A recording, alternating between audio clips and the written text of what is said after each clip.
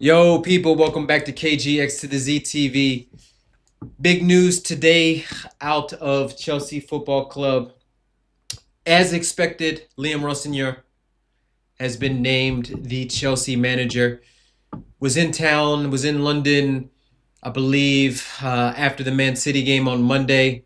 Flew back to do his final press conference for Strasbourg, and then arrived back in London. Supposedly was speeding to the Cobham ground to do his press conference. Got tapped up on a Wesley Fofana thing. So we've already got a brother who, just like Wesley, is dangerous out there in the streets. But welcome to Chelsea Football Club, Liam.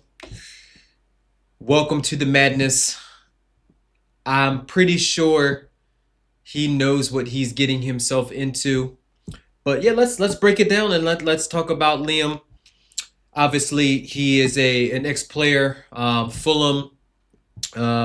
Spent some other time around the Prem and things like that. Managerial experience was a little bit over there at Derby, working with Wayne Rooney. Had 2 years at Hull City, and then spent the last about 18 months at Strasbourg in our management trainee program before getting the call up to replace Enzo Maresco, who parted ways with us late. What was it? January 1st. So late last week. So yeah, welcome, brother. Second black coach that Chelsea have had, behind the great Ruud Gullit. For you youngsters out there who don't know too much about Ruud, go check out his interview on the overlap with Neville and all those guys.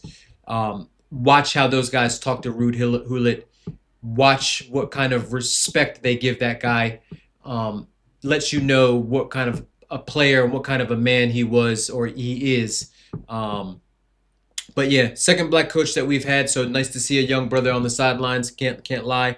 But man, Liam, you got your work cut out for you, brother, because he is stepping into a situation that has proved to be a poison chalice for Enzo Maresca, proved to be a poison chalice for Thomas Tuchel, and then in the middle proved to be a poison chalice for one Maurizio Pochettino when it comes to disagreements with the direction that the club was going as opposed to where the manager thought that the club needed to go, specifically as it relates to not so much expectations and where we finished in terms of results, but more so of transfers and improving the quality of the squad. So Pochettino asked for more senior more senior players. He asked for players like um, Column Conor Gallagher, whereas Enzo just asked for better players. Whether or not Liam will get the same sort of, or will be hit with the same sort of expectations in terms of being a yes man, you won't have any say in who we bring in, the positions that we need to fill, the quality of the players that we bring in.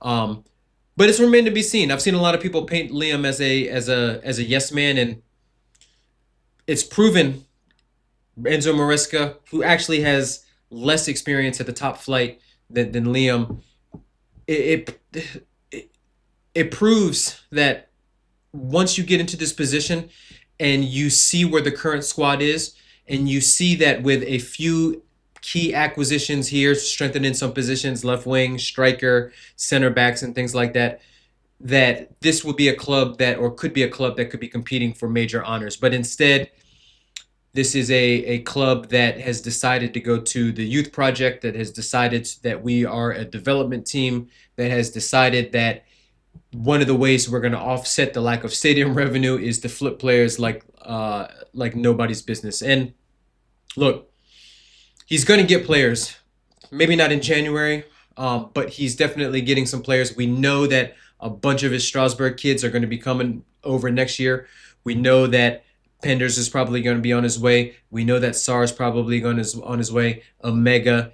We know Quenda's coming from Sporting and things like that. So we already know what at least 4 or 5 of the incoming transfers are for next year. But let's not even get into that. That next year we'll deal with next year, and hopefully Liam's here in the summer, because if he is, that means he's taken well to the job and has led us to a respectable season, which in my opinion is Champions League football, top four, top five, a domestic cup, which we have a very, very good chance of winning, the Carabao Cup, and a deep run in the Champions League quarterfinals, semifinals, depending on who we match up with in the knockout stages. So, look, he's coming in at a very, very volatile time.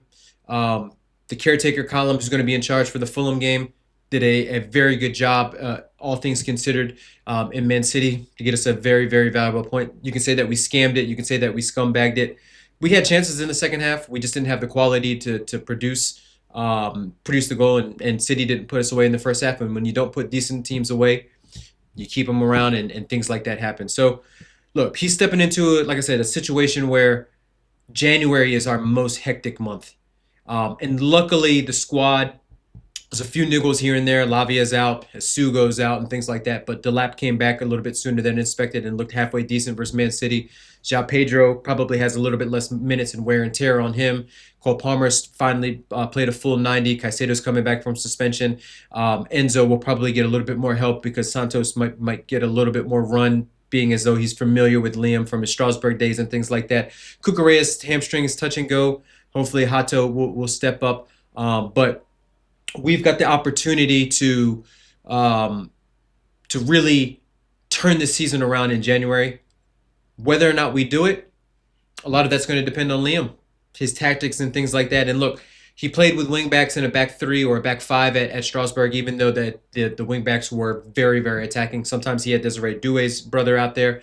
On the left side, he had Diego Moreira, who's a player that we're very familiar with, considering that he was originally bought for Chelsea and then sent over to Strasbourg.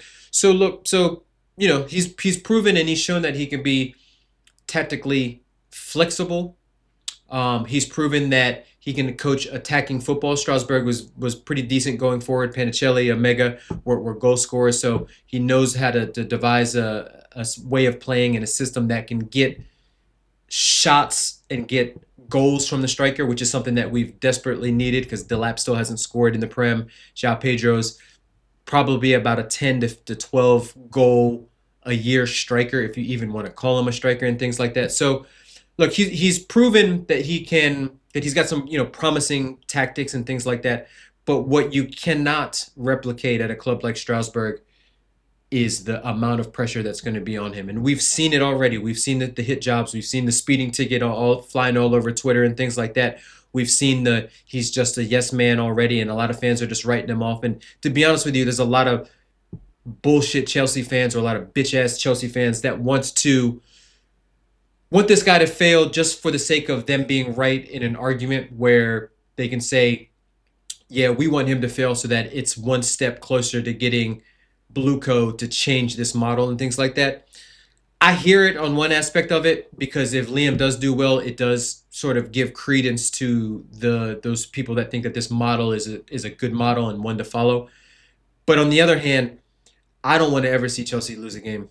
I don't care who's the manager. I don't care who we're playing. I don't care if it's a friendly. I don't care if it's a Champions League final, whatever. I want Chelsea to win every single game because I am a Chelsea fan through and through.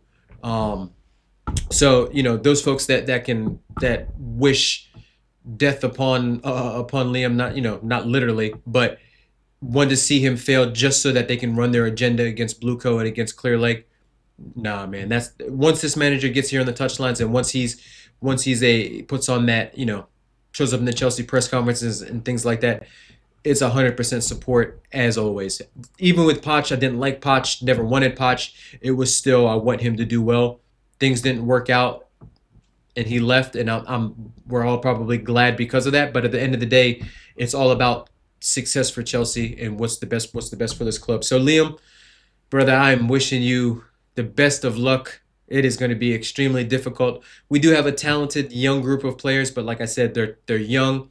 Maybe his experience in dealing with that at Strasbourg and dealing with the constant turnover of a large portion of his squad, which is something that he's going to have to deal with at Chelsea. Maybe that experience helps to get him a little bit more comfortable in West London, but we'll see. You never know until they step into that manager's dugout and that pressure gets on them and they face a tough run of games or a bad run of form and the pressure starts mounting and the fans start booing at the stadium, the match going fans and things like that. Like I said, you can never replicate the pressure at Chelsea and what it's like to coach there. So we'll see. We'll see. But look, like I said, I'm going to stay positive. I'm a positive person in general. I always call it like I see it. I'm not going to glaze anything. But at the same time, I want Chelsea fans to support this guy. I want us to do well, and we'll see. We'll see. The proof will be in the pudding. I think, like I said, I think we do have the squad to still finish top four, to achieve all of those objectives that I set forth at the beginning of the season. Whether or not we're going to close the gap between Arsenal and the Man Cities and things like that, probably too late at this particular junction. But we've still got a squad good enough to solidify top four and to get us out of a top four race. Because let's be honest, 4 through 9, 4 through 10 is very fluid, and none of those teams are particularly strong. So I think there's a real opportunity for us to just take advantage of some of the other teams' shortcuts or shortfalls, get this top four, get it wrapped up, and then go all guns blazing for the FA Cup, the Carabao Cup, and the Champions League, and so forth. So we'll see, we'll see. But let me know what you guys think in the comments. Let me know. What you're thinking about this appointment. Do you think it's just another yes man that Blueco can try to control? Do you think eventually Liam will go down the same route as Poch and as Tuchel, as Maresca, where he'll say, you know what, I can get you to this level, but if you want to get to this level, you need to provide players that are good enough to make that jump and so forth. But yeah, man, just let me know. And as always, appreciate everybody rocking with me. Hit that like, hit that subscribe, turn those notifications on, and we'll see you at the next one.